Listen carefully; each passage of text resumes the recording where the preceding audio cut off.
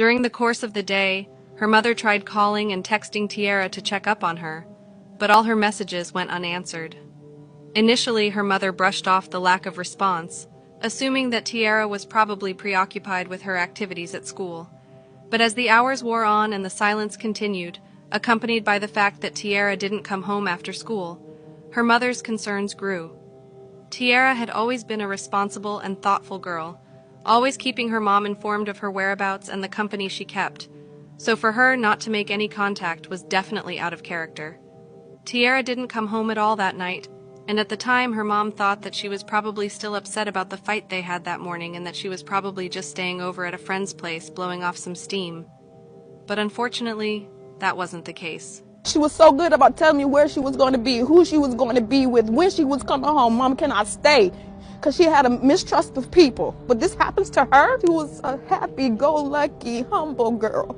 I had no trouble out of her. No trouble. The following morning, police received a concerning 911 call. A man said that he and his girlfriend discovered what they thought was a woman sleeping at an abandoned house just 2 miles from Jordan High School. When police arrived at the scene, they found the body of Tierra Hall.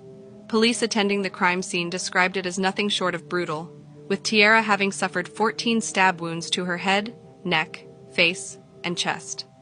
Next to her body was her phone case, although her phone was nowhere to be found.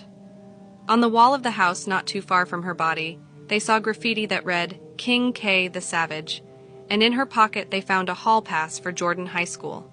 Police went to the school and immediately started examining the CCTV footage to try and spot Tierra, looking for any clues of what may have happened to her. It wasn't long until they spotted Tierra going about her day, walking through the hallways and eventually entering a classroom. Nothing seemed to be out of the ordinary, so the police went to the classroom to look for clues. There they found Tierra's backpack next to her desk and her computer still logged into her account. This was clearly a concerning sign, and they knew that there was much more to uncover.